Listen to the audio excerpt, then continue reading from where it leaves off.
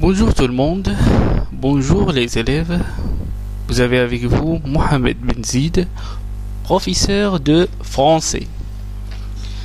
Nous allons voir un cours de 3e année collège concernant, bien évidemment, l'expression de la conséquence.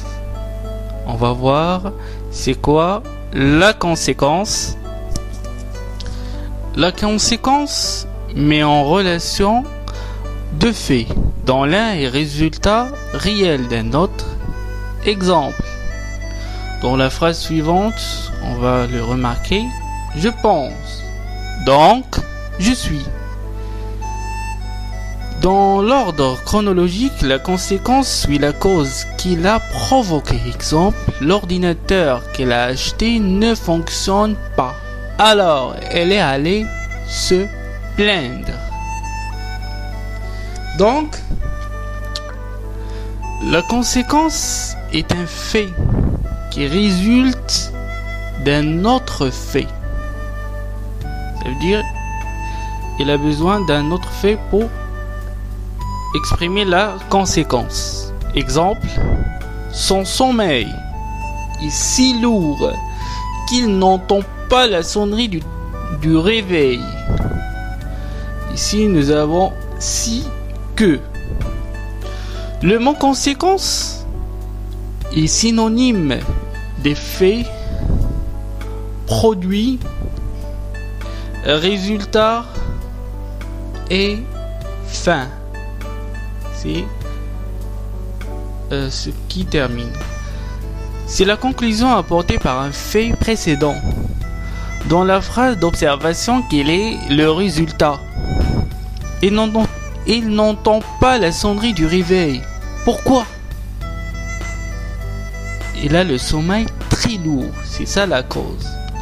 Donc nous avons une cause et une conséquence, mais pour exprimer l'un ou l'autre, on doit changer les outils grammaticaux. Si on veut exprimer la cause, on dira parce qu'il a le sommeil très lourd. Mais si on veut montrer la conséquence, on dira il a le sommeil si ou tellement lourd qu'il n'entend pas le réveil. Comment exprimer une conséquence avec des conjonctions et des locutions conjonctives? Nous avons si que, au point que, tellement que, c'est bien que, d'un tel que, de telle sorte que, d'une telle que, de telle manière que. On les utilise à l'indicatif.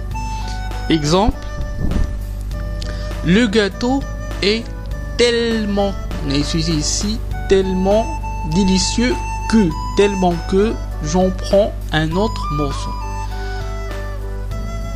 Après, nous avons d'autres conjonctions. Trop pour que, assez pour que, en sorte que, de façon que, de manière que. On les utilise au subjonctif. On verra ça dans l'exemple suivant. Exemple, il fait les choses de façon que chacun soit content.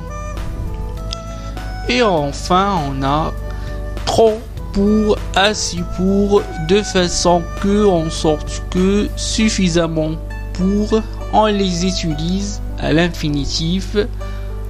Et l'exemple nous le montre. Il est trop vieux pour faire ce sport. Et au final, je vous remercie et n'oubliez pas de vous abonner pour plus de vidéos. Et merci.